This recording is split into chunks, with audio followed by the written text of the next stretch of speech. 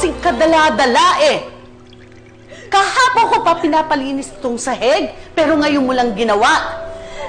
Ha? Sorry po, Tita Norina. Alam mo, mainit ang ulo ko kapag nakakakita ako ng maduming sahig.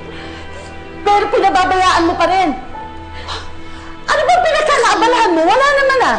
Hindi ka naman pumapasok sa eskwela. Pero bakit ganon? Lahat ng inuutos ko, palpak ka. Pepay, ang pagtatrabaho dito sa bahay, ang pambayad mo sa akin sa pagkatira mo dito. Ayusin mo. Naiintindihan mo? Oh.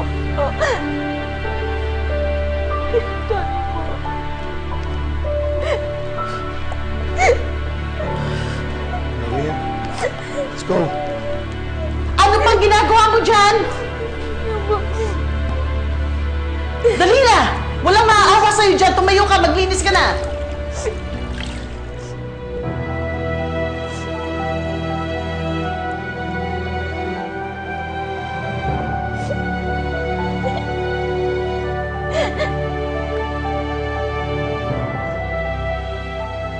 Pepay!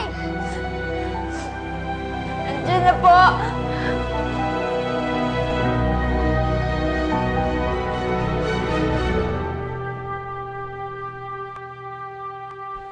Pepe, you're so bagal! Grabe, paplansyahin mo pa yung hair ko. Sorry po, Ma'am Annalyn.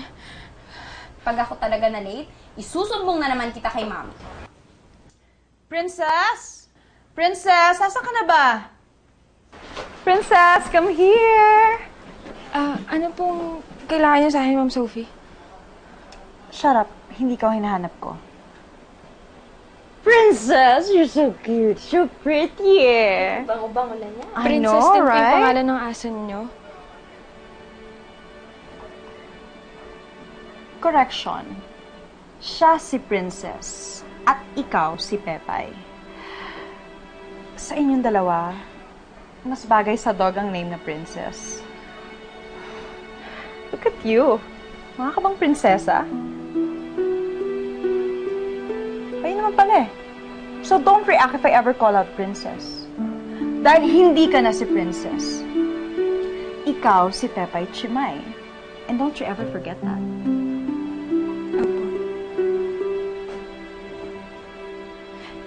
Hindi itong shoes na to ang lilinisan mo! Boba ka talaga! Ang dami niyo po kasing pulang sapatos, hindi ko po alam kung anong lilinisin ko sa kanila. Kasalanan ko pa ngayon. Then sana, lahat ng red shoes ko nilinisan mo!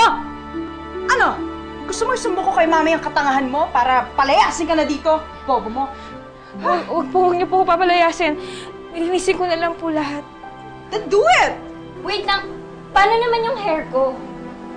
Do it yourself, Annalyn. Huwag mo pagkakatiwala kay Pepa yung buhok mo. Wala namang alam sa pagpapaganda yung mga basurang iniwan katulad niya. Come on, tara na.